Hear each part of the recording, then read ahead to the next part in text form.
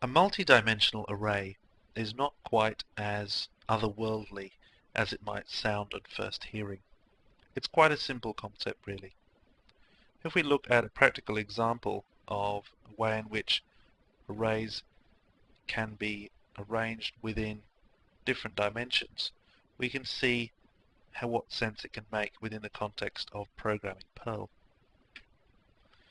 A one-dimensional array could consist of 3 locations: left, middle, and right.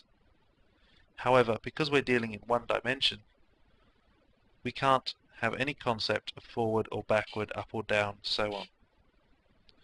A two-dimensional array, however, could take all the points of the compass and map them out onto our board here, rather like a noughts and crosses board, or like the points on a compass. So let's take a look at the way that would work within the context of a Perl script.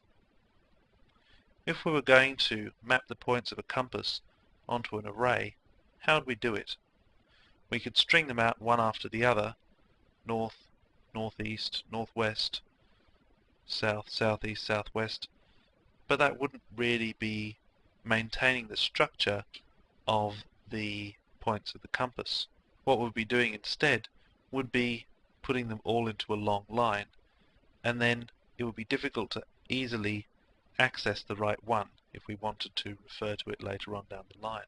Instead of doing that, what we could do is to create a multi-dimensional array, and multi-dimensional could just be 2 dimensions. Probably you won't need more than 2 dimensions, at least not to begin with anyway. So let's take a look at a way that we could do that. We're going to create an array called compass,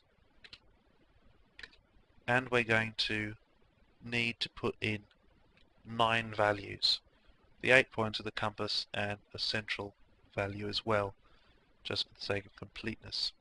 Instead of just putting brackets followed by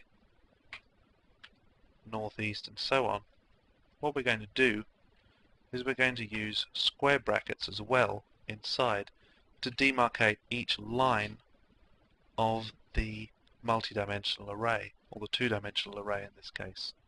So we're going to include northeast, north.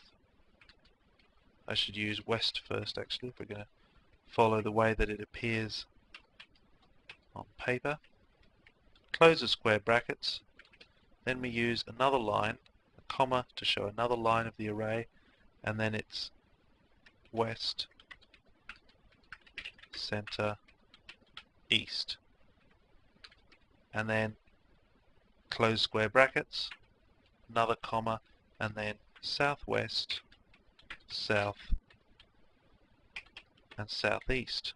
Close square brackets and close the round brackets, and we've created our multidimensional array. This is not very easy to read, is it? What we can do to make this kind of thing easy to read is to use indentation. We can split this kind of complicated line up over 5 different lines.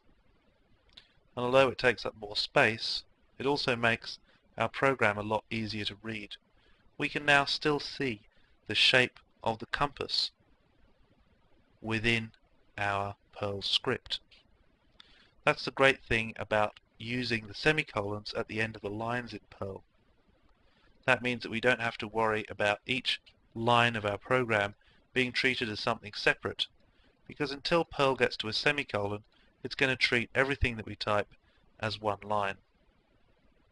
So that's why the semicolons are a vital part of your Perl scripts. So what this line of code here is doing is it's effectively creating an outer array, and then it's creating 3 smaller arrays within it. That's all a multidimensional array is. It's as simple as that, an array of arrays. When we want to actually access an element within that array, we can simply type print, and once again we're going to use the scalar context because we're aiming at one element within the array, and we're going to type 0, which means that we're going to be looking at the top line there, then we also have to refer to an element within that inner array. So how do we do that? We put a little minus sign followed by a greater than to create what looks like an arrow. This is actually a reference, but we're not going to look too deeply into that at the moment. Just suffice it to say that this is the reference operator here, and we're able to access the second element of the first inner array of the compass two-dimensional array. Let's see what happens when we run that.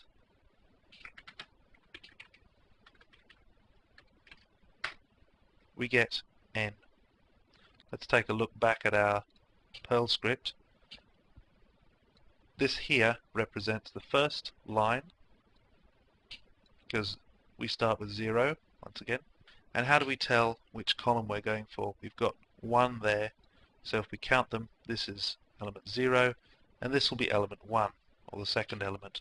So that's how we create and access elements within a multidimensional array. This will become very useful as you need to create more complex data structures than just a simple list. Even if you don't use it right away, it's something that's good to bear in mind, and it's good to recognize when you're looking at other people's scripts so that you can work out what they're driving at.